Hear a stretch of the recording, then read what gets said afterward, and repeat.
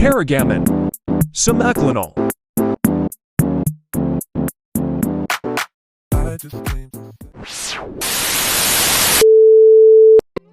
Assalamualaikum warahmatullahi wabarakatuh. Hai teman-teman, perkenalkan nama saya Tri Bambang Wijaya dengan NIM 12080210829. Saya dari kelas 5B Agroteknologi Universitas Islam Negeri Sultan Syarif Kasim Riau.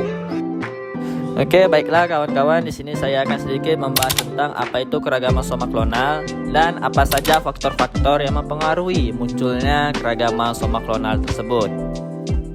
Baiklah, sebelum kita masuk pembahasan tentang keragaman somaklonal, alangkah baiknya teman-teman menekan tombol like, subscribe, dan komen supaya channel ini terus memberikan inspirasi bagi kita semua.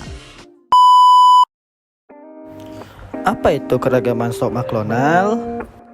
Menurut Watimena tahun 1992, keragaman somaklonal berasal dari keragaman genetik eksplan dan keragaman genetik yang terjadi di dalam kultur jaringan. Keragaman somaklonal merupakan hasil dari mutasi genetik yang dipicu oleh kondisi in vitronya. Keragaman somaklonal adalah berubahnya gen yang tidak disebabkan karena segregasi atau penggabungan gen sebagaimana yang terjadi pada persilangannya. Keragaman somaklonal ini dibedakan menjadi dua macam. Yang pertama yaitu ada keragaman yang bersifat diwariskan, dan yang kedua ada keragaman yang bersifat tidak diwariskan. Keragaman yang bersifat diwariskan secara genetik bisa dikendalikan, namun keragaman yang bersifat tidak diwariskan hanya secara epigenetik bisa dikendalikan. Keragaman somaklonal yang terjadi dalam kultur jaringan dihasilkan oleh zat yang mengatur pertumbuhan, juga bergantung pada tipe kultur yang dipakai.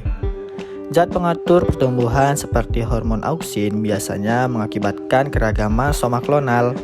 Keragaman somaklonal dapat merubah sifat tanaman, walaupun begitu tetap seperti induknya.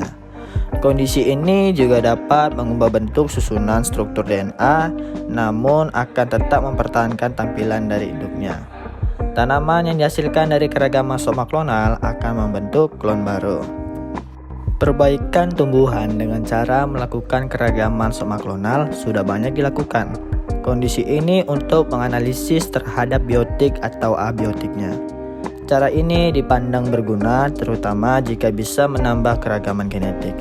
Juga bisa mengubah sifat dari kultivar sehingga menjadi lebih baik lagi. Keragaman somaklonal bisa dikatakan sudah berhasil memperbaiki sifat tanaman, namun di sisi lain keragaman somaklonal juga menyimpan catatan buruk. Apa sih dari keunggulan dari keragaman somaklonal tersebut? Walaupun hasil dari keragaman somaklonal tidak bisa diperkirakan, keragaman somaklonal dinilai masih punya kelebihan dibanding teknik yang lain. Kelebihannya yang pertama itu dapat dilihat secara ekonomi. Secara ekonomi, penggunaan keragaman somaklonal lebih murah dibanding hibridisasi atau transformasi gen.